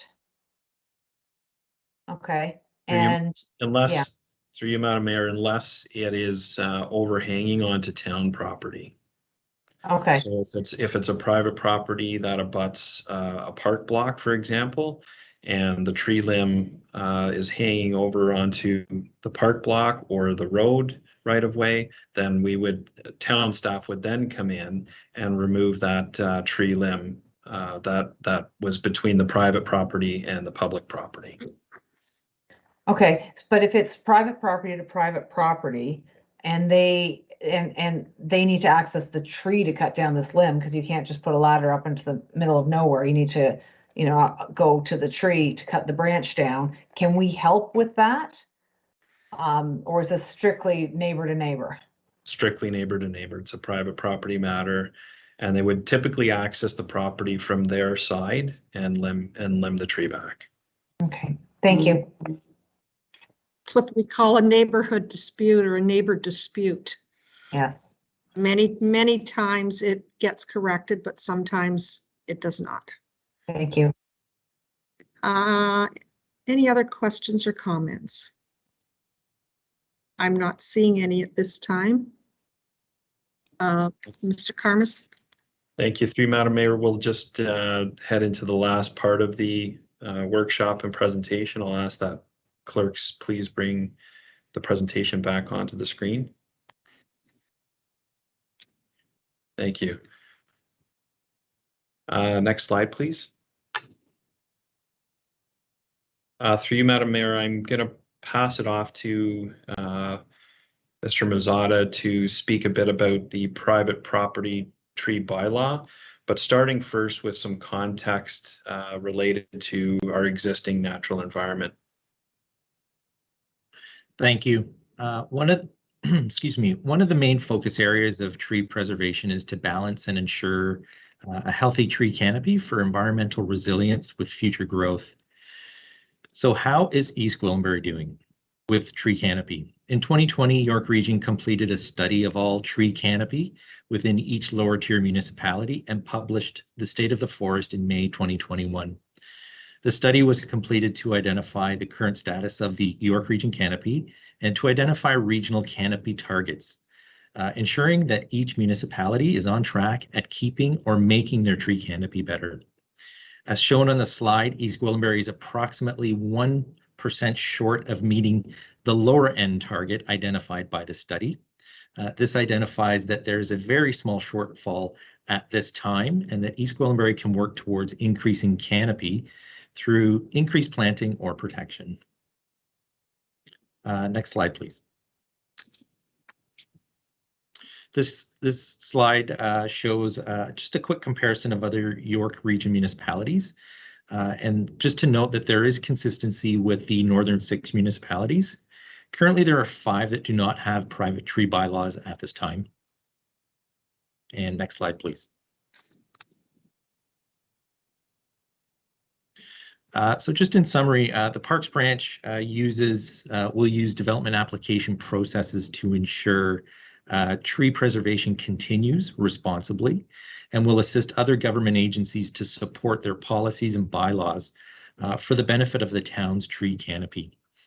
So we're currently doing this throughout our development applications, and it really is a holistic type of approach with dedicated town staff ensuring that tree protection is happening, and that's done through our development staff that are also certified arborists. Next slide, please.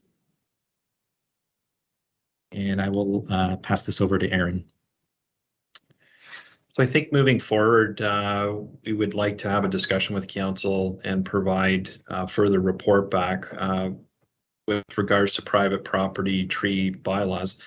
CPRC has reviewed bylaws from across Ontario and the region.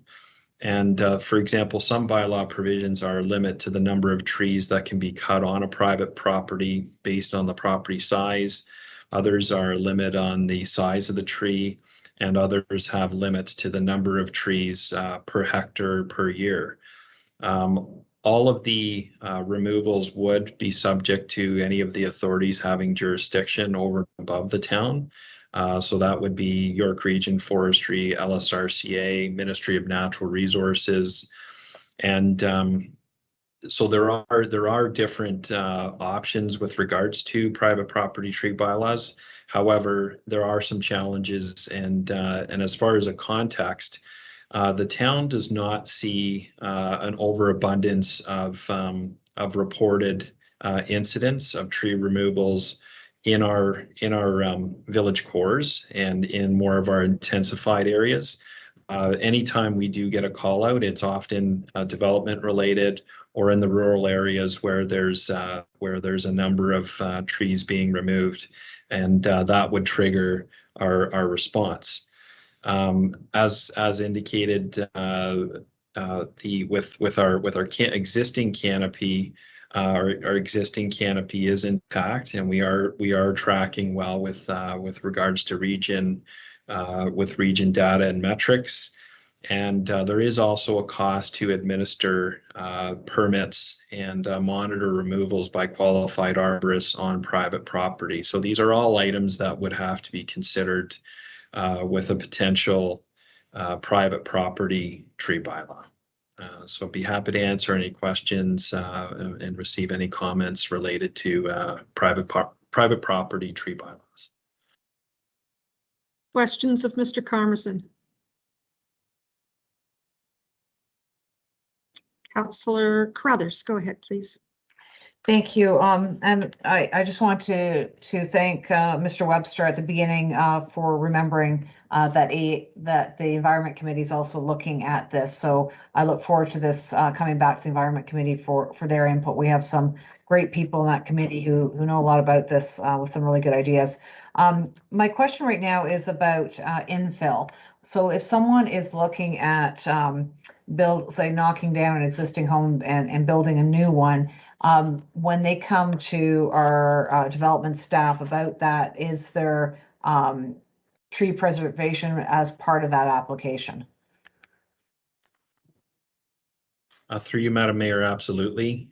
With any infill, they're typically not plans of subdivision or larger developments. Those would be site plans. And so those site plans would be subject to the same tree preservation requirements as a larger development would be.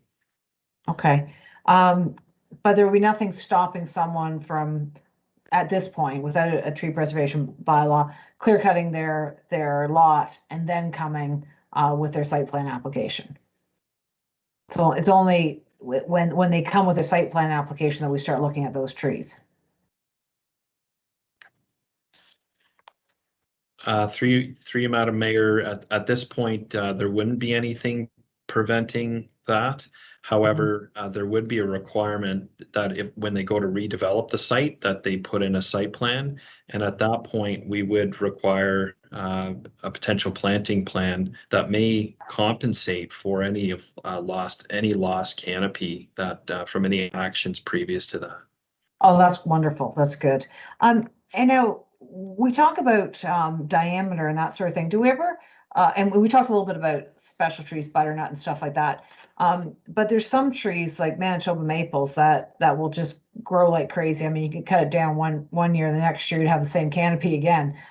Do we look at the different types of tree? If someone wants to remove a bunch of Manitoba maple from their property, to me, that would be less of an issue than someone who wants to remove oak. So are we looking at the type of tree when we're talking about tree preservation? Through you, Madam Mayor, I would refer the question over to Mr. Mazzata. I do know that we do, with doing an inventory, we do look at the species type. Mr. Mazzata can speak a little bit more about how we may work with the developer or any type of applicant to compensate. Thank you. Through you, Madam Chairs. The application or the arborist report would identify, as noted, the specifics of the trees, and we would certainly work with any application with regards to less desirable trees that are identified, such as Manitoba maples. I would agree they are they're actually a bit of a nuisance tree just because of their growth rates. So typically those trees we would exempt and certainly allow any application to remove and potentially not, depending on how many, depending on the number, not replacing for those specific trees. Another tree species of interest is ash, for example, with EAB Those trees, we fully understand, are destined to die with EAB. So those specifically we would write off and actually not ask for replacement. Thank you. That makes sense. That makes sense. I just want to thank staff for putting together this really thorough presentation, and it's very difficult because, like, we have been talking about it at the Environment Committee, and there's a lot of pros and cons, and I just want to thank staff for putting in the effort to protect our tree canopy. It's something that's important to our residents, and I appreciate this presentation. Thank you. Thank you very much. I'm not seeing any other questions at this time. Thank you very much, Mr. Karmazin and Mr. Mazzata. Appreciate that very much. Madam Mayor? Yes.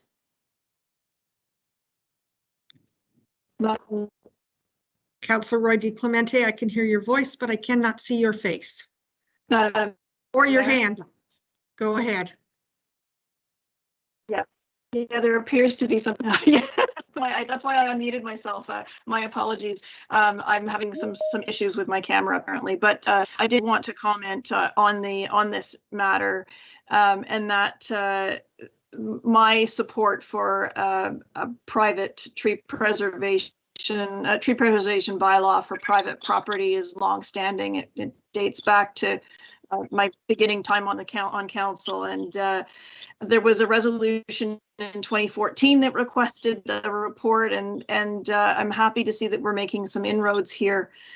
There was also a resolution passed in 2017 relating to some correspondence from Forests Ontario about a heritage tree program, a green leaf challenge, and 50 million tree program that we were going to be participating in, and so that might be something for us to also consider. I definitely would like to see us put something in place to help preserve and help promote our appealing landscape. The fact that mature trees are valuable to us aesthetically, ecologically, health and well-being wise, all of those things. I think that we don't have the mechanism to protect those. Obviously, we want to make sure that there's a consideration for less desirable species like buckthorn or Manitoba maple.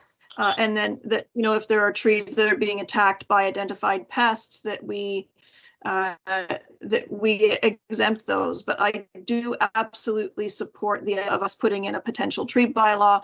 I know it can be done. It's a challenging one, but my constituents have asked me for it consistently, and I look forward to this process continuing to work forward. Thank you. Thank you very much. I also support the tree preservation, and I'm wondering, from a staff perspective, it's been a few years since we've done a tree planting in the spring across our municipality. I know that our budget is being put together now, and I wonder if there's an opportunity that we include several hundred trees, perhaps maybe even greater, and find a couple locations, or maybe more than a couple, that we could get our entire community involved with planting trees this spring. I think it would be very timely with the amount of growth that's going on throughout Southern Ontario, and it would certainly give a message to our community, not only that we care about the trees, but they can come out and help as well. So I just would throw that out to staff as perhaps a suggestion at budget time to have a look at that and see if in fact we're able to make that happen for spring of 2022.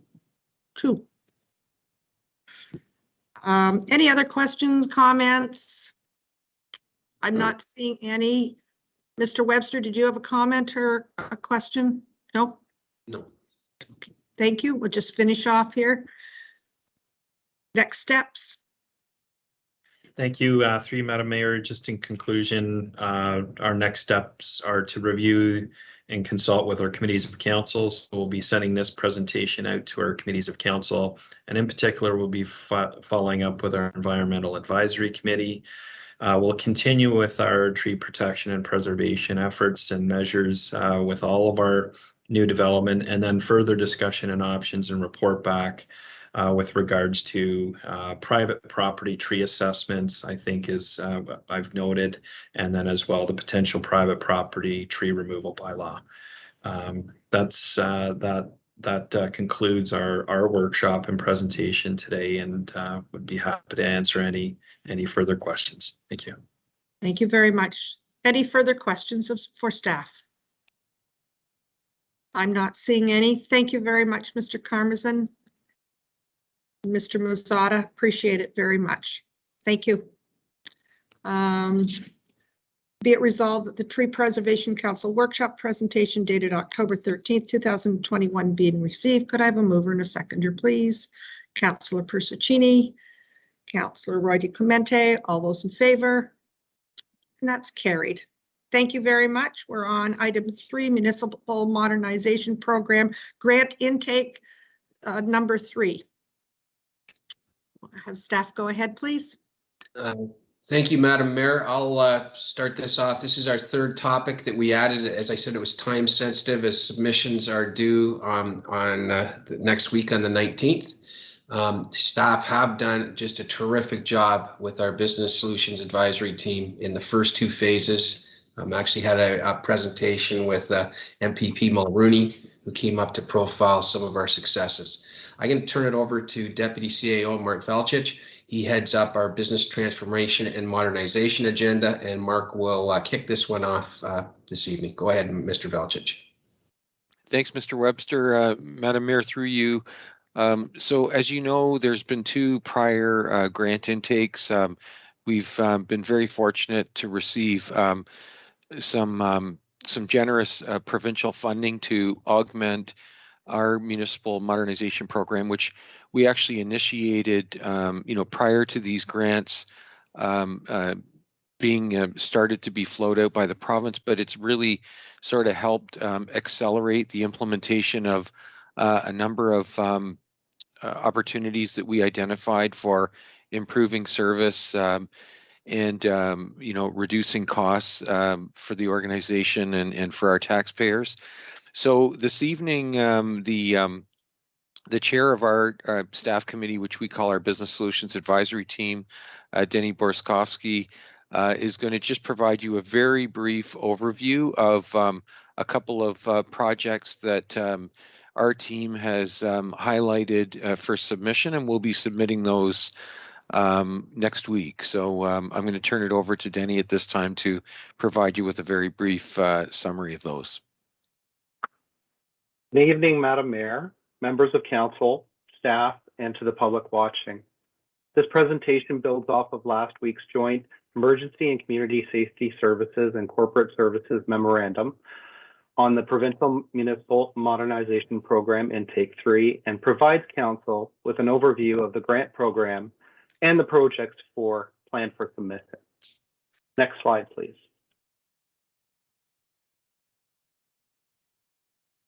This slide gives a general overview of the 2 streams that are included in this intake. There's a review stream and an implementation stream. Outlined before you are their criteria and some information on funding. Of general note, this grant program prioritizes projects that provide digital modernization, service integration, streamlined development approvals, and shared services and/or alternate service delivery model. Of specific note for the review stream, its intentions are to conduct a study by a third party that results in a report that provides specific and actionable recommendations for cost savings and improved efficiencies.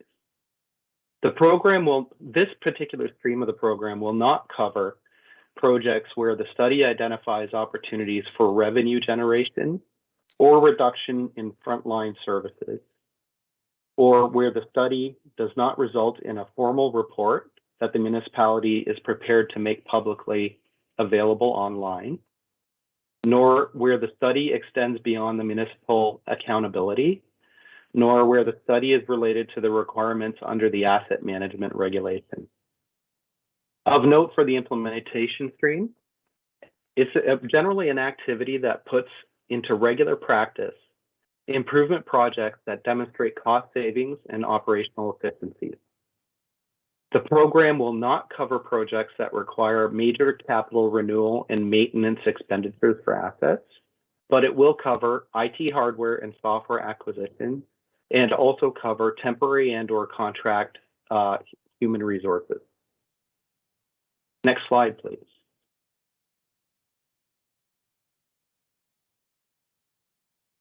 So we have 3 projects that we plan to submit for grant funding on this slide. The first one is the review stream, and Chief McKenzie spoke to it last week. Just to recap, it is a partnership between Georgina and East Gwillimbury, with Georgina leading the application process. And its scope of work is service effectiveness review, explore potential for combined services, and review and update the fire master plan. The next 2 projects are under the implementation stream. Both are service delivery review driven priorities that advance our overall digital implementation strategy. The first one is referred to as the Business Applications Implementation Program, and it strives to advance the digitizing and automating of existing paper-based forms, including their back-end data management. It improves access to information, facilitates improved service delivery and controls costs, and it's all augmented by business application training and support. The next project, Winter Operations Modernization Program, intends to provide real-time metrics that validate staff and contractor performance as well as contract payment line items, produces a live interactive map and dashboard for live winter event updates and improved decision-making. The data can also be used as a litigation tool.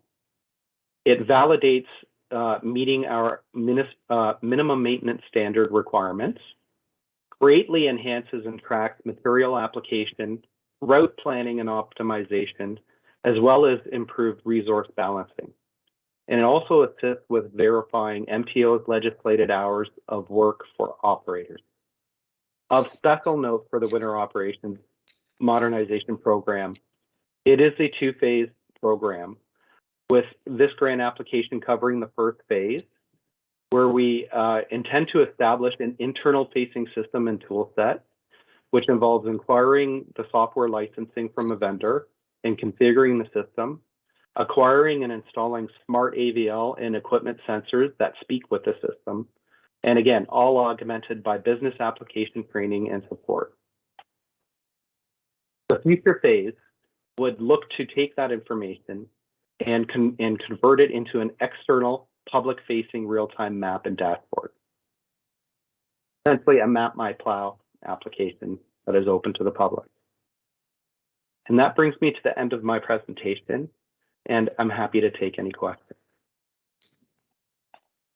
Thank you very much. Questions?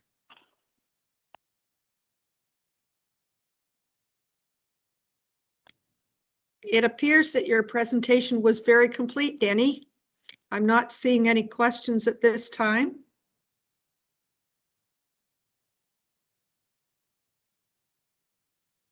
That doesn't mean that you might not get some questions sent to you by email or text. So we'll leave it with that. If there are any questions, we know where to find you and ask the questions at that time. Thank you very much. Thank you.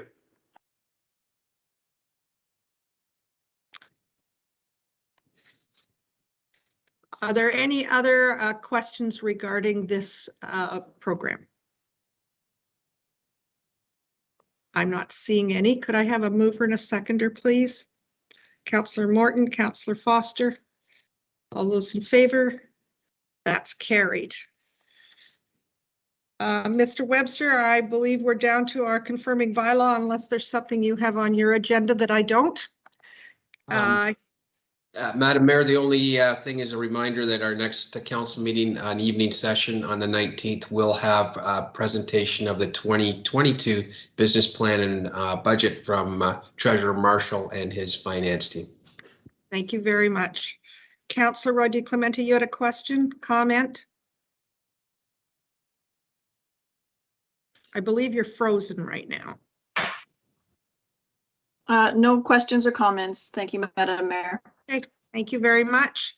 With that, Councillor Persicini and Councillor Crone, could you move the confirming bylaw for us, please? Be it resolved that bylaw number 2021-091, being a bylaw to confirm the proceedings of special council meeting of council held on October 13th, 2021, be taken as read and acted and signed by the mayor and municipal clerk. All those in favor?